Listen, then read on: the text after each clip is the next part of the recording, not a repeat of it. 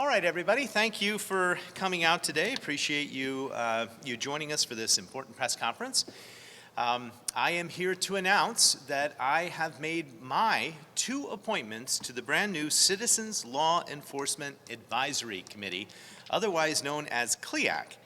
Now, the Citizens Law Enforcement Advisory Committee was established by ordinance by City Council about a year ago in November 2020, after much public debate.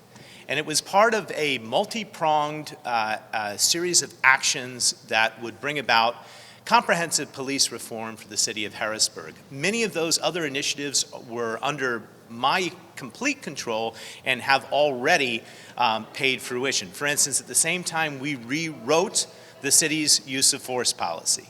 We also developed and had ratified that same month in the budget the new Community Services Division. And we're joined today by the director of that division, Ms. Anna White, who has come, I believe, fresh from training with all the community service aides who are really doing a wonderful job and getting the final touches on their experience.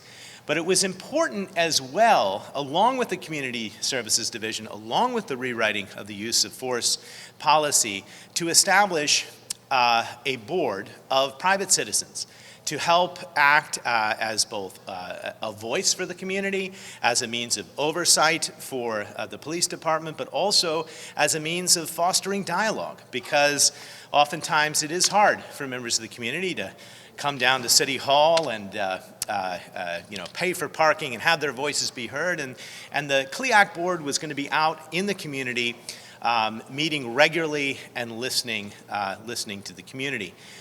I'm calling on City Council to make their appointments and to do so with a sense of urgency. We can't continue to wait. We don't want to wait until the next tragedy or event in Harrisburg to have this board in place. A year ago, when we were doing these initiatives for police reform, we were all in agreement that this was essential for Harrisburg. And I can't believe that it has taken a whole year. City Council originally reached out to me and said, would you please wait, Mr. Mayor, to make your appointments until after we've made ours. City Council makes 5 appointments, the mayor makes 2. I waited and I waited and I waited, but I wasn't going to wait for more than a year. And I'm hoping that these 2 appointments will inspire council to make theirs, and also for them to realize that there are many people in the community, like Autumn Cooper and Anthony Burnett, who are eager to step up and be a part of this board. There is no shortage of talent in Harrisburg and no shortage of community members that want to be involved in helping improve relations in our city. So with that as an introduction, I just wanted to introduce the first 2 names to the board to you. Autumn Cooper, who will say a few words in a moment, I've known for a long time. She's been very active in Harrisburg for many, many years. When I called her to talk about this position, she stepped up unhesitatingly and was very, very eager. Her name has already gone to City Council, and so that process has happened.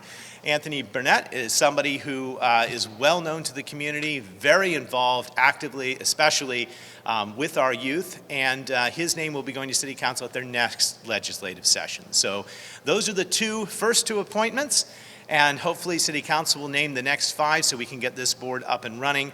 But I wanted each of you to hear from these appointees directly about why they're interested in serving the city, and hopefully they will inspire others.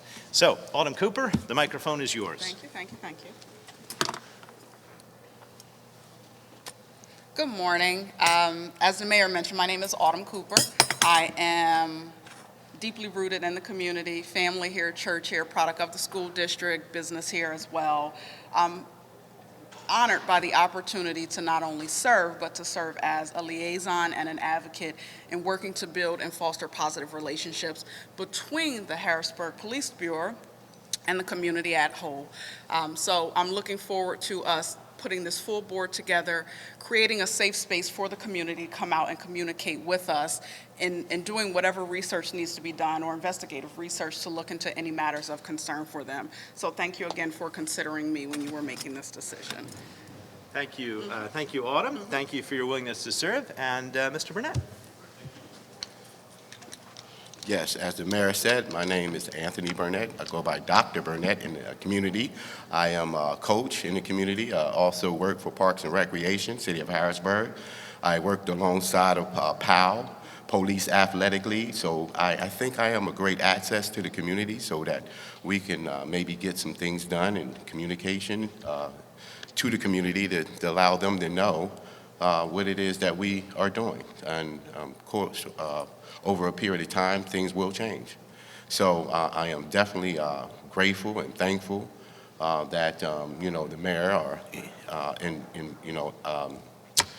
just invited me to be able to come and speak today, and also nominate me to be on the board. And hopefully, we can get some things done, like I said before.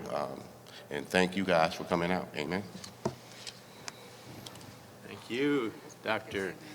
So as you can see, Harrisburg is filled with talented, engaged people that want to make a difference. People like Anthony and Autumn.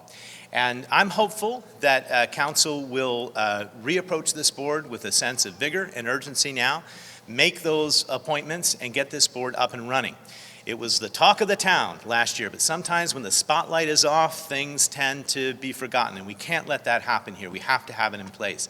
And another reason that the time is right, a couple reasons. One, we're going to be going through a budget cycle in November, and if the board needs resources, that is something that the city ought to be budgeting for. Hard to determine what those are needed if we haven't even established the board. And number two, the community service aides are mostly finished their training, or at least moving well along in their training to the point where they're going to be out in the community on a regular basis. They need the partnership with this board as part of the overall approach at improving relations in Harrisburg. So it's all tied together. Police reform isn't one thing, it's a whole series of things, and it also requires active engagement on the part of elected officials and on the part of the community. So let's get this board filled, and thank you all for coming out to meet the first two appointees. Questions? Sure. Question. I know you Yes. addressed timing just now, but I wanted to make sure this board was established, or approved to be established, back in November of 2020. Correct. So why the delay on all parties? I know you said you're going to wait for city council, but I mean, it has been almost a full year, 365 days. The delay is inexcusable. I was asked by City Council to wait until they made their appointments because they have 5 and I only have 2. And they were going to go through an elaborate process of interviews, and they were going to have hearings. And originally, I was fine with that because I assumed that they would use the power of their office to encourage people to apply. But nothing has happened. I mean, there hasn't been a single person brought before the public from them. So I'm stepping up to say we can't wait any longer. Here are examples of people willing to serve. These are my appointments. Also, you should know that when the bill was passed by council, originally it was going to be half appointed by the mayor, half appointed by city council. They actually stripped the mayor of some of his potential appointments and left us with only 2 for the mayor's office. So unfortunately, I don't have enough to create a quorum or constitute a majority of the board, but these 2 appointments can be a part of the overall board. We still need city council to act. And won't Yep. your 2 appointments have to go through city council? Yes, and as I say, Autumn Cooper's name has already been sent. It came last Tuesday, and next Tuesday, Mr. Burnett's name will go. So hopefully they will not only confirm these 2, but they will nominate 5 of their own so that we can get the board up and running before the end of the year. Why do you think it's taking so long for a city council to approve it? I think there is a lack of a sense of urgency on the part of City Council, and I think that's wrong. I think that last year we had a clear mandate from the public that this is something that the community wanted. I personally attended multiple community sessions over this review board. Every time I said, Council, pass it, I'll sign it. Council, pass it, I'll sign it. Eventually they passed it. Of course, we signed it. And since then, there's been no action. Now, the spotlight was off. We haven't, fortunately, had significant periods of unrest in Harrisburg over the past year. So I think that that's part of it. But we need to put the board in place now, so that when we do have the next incident, it's there to help. Sure. Now, Yep. Mayor, what would you say to those that say that this timing is a bit convenient? It's less than 30 days into the election? Well, I only, in my term, I only have a certain amount of time left, and I have a responsibility to fulfill the duties of my office.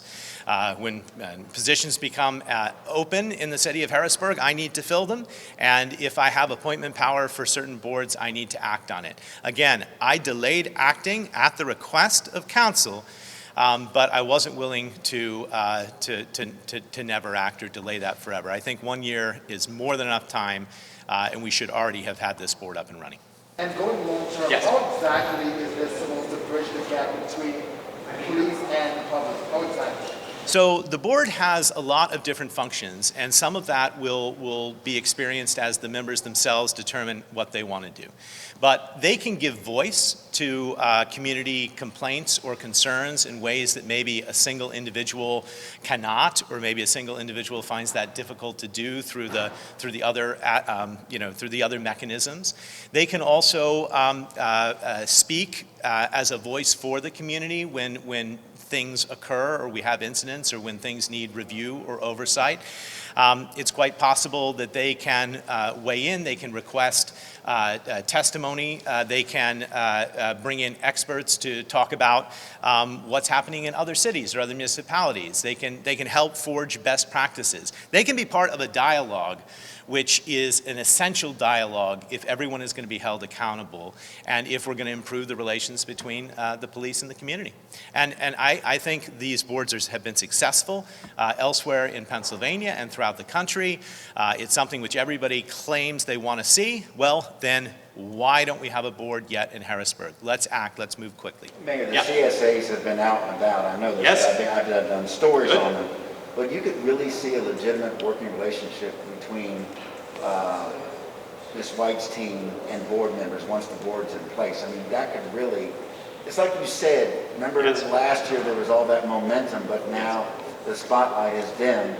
And it just seems like that these two groups could really work together. They could. It could be, and then that's the way it's designed. It's designed to be that. So the CSAs can be out in the community on a daily basis, talking to individuals, gathering perspectives. But wouldn't it be wonderful to have a safe space, a sympathetic space where they can share with a board which is composed of longtime city residents from throughout all of our neighborhoods and all of our communities that care very much about the issues of police reform and about accountability. So it's a multifaceted approach, but they could work very, very well together.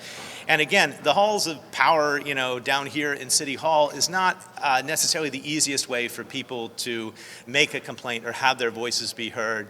And the board can act as a liaison or a middle ground between getting information for the public and doing it in a way which is comfortable and easy for them. I certainly see their meetings taking place, and we've discussed this, out in the neighborhoods in each of the policing districts where parking is ample at times when people can come. And then they can meet, and the board can meet with city council, other elected officials, Anna White, the community policing team, as part of their official responsibilities to help make sure that that dialogue never grows quiet, or when the spotlight isn't on, it isn't forgotten. And that's why we need this board.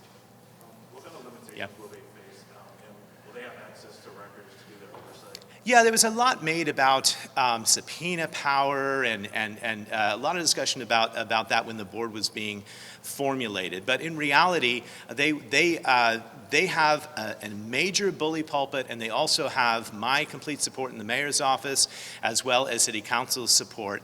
And there are enormous numbers of documents and materials which are already accessible to the public. It's just a matter of knowing where they are and making sure that they have them. And I can help. I can help make sure that they get the information that they need to be able to make informed decisions. And that's a great thing, because we can do it in a public forum way rather than sort of privately, behind closed doors. I think restoring trust requires having a very public process, and one in which information is not sort of kept hidden, but rather is out there for people to evaluate. Sure. My last question. Okay. I promise. Yeah. I want to give context to this. Where are we at in regards to violence? I know over the weekend we had the unfortunate shooting of an 8-year-old and potentially maybe 8-year-old's mother. Where are we at in the city with violence? whole, since the board approved this committee advisory board? Yeah, well, so we've certainly had uptick in serious violence, and just before this meeting, Sengor Mans, who's the executive director of the Housing Authority, was coming in to meet on some of the violence that occurred over the weekend. I'm going to be going out later this afternoon to engage in community meetings. If we had a board, I think that would be another means of sort of expanding the dialogue.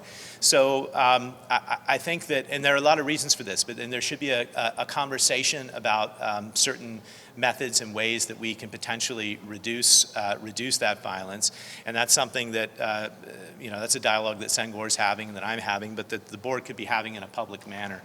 So I think we're in a place where there's a lot of work to be done. There's a lot of need, and we need to sort of bring our A team and our best people to bear, and having a group of concerned and well-informed citizens out there to spotlight and magnify issues is going to be really helpful.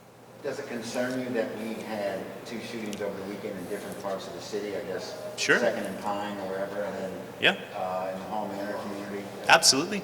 I mean, it just shows you that it can happen any and everywhere. It does. It can happen any and everywhere, and it is happening. And we have real issues, and we also we just brought on 15 new recruited police officers, all of whom are in training. We have these community service aides.